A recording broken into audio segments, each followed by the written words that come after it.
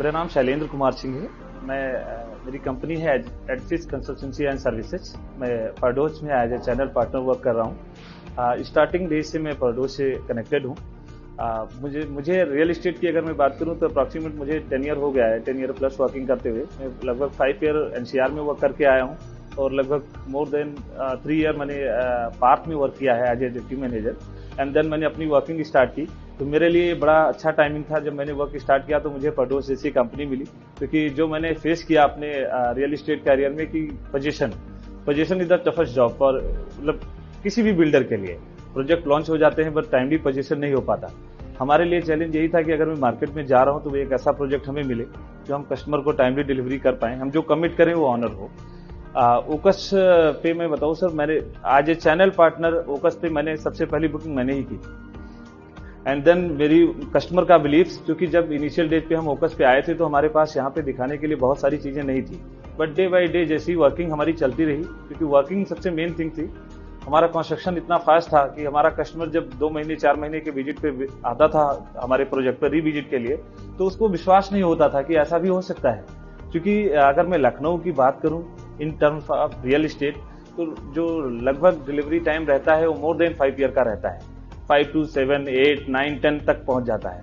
But हमने जो delivery दी है सर वो आउटस्टैंडिंग है, क्योंकि हमने जो कमिट किया है आज पर रेरा भी अगर हम बात करें सर तो बिफोर रेरा हमारी डिलीवरी हो रही है। हम लोग पार्शियल ओसी लेके अपने प्रोजेक्ट को डिलीवर कर रहे हैं, तो आउटस्टैंडिंग है।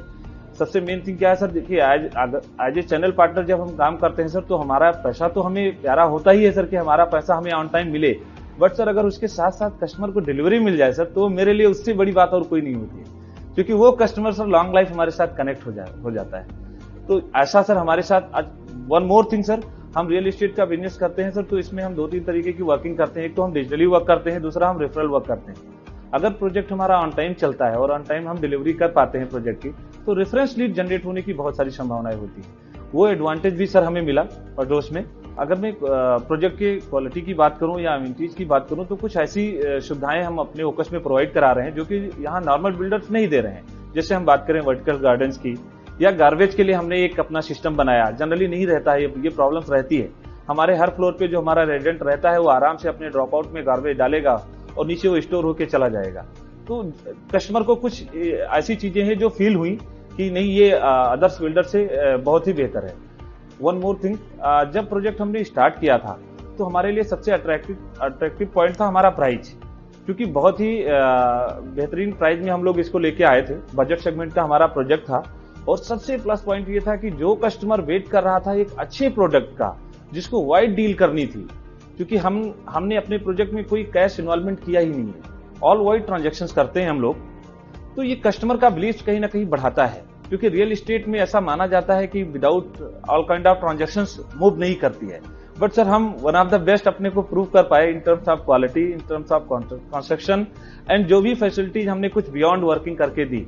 क्वालिटी हमारा कस्टमर आता है क्योंकि हम लोग माइवन कंस्ट्रक्शन को यूज करते हैं।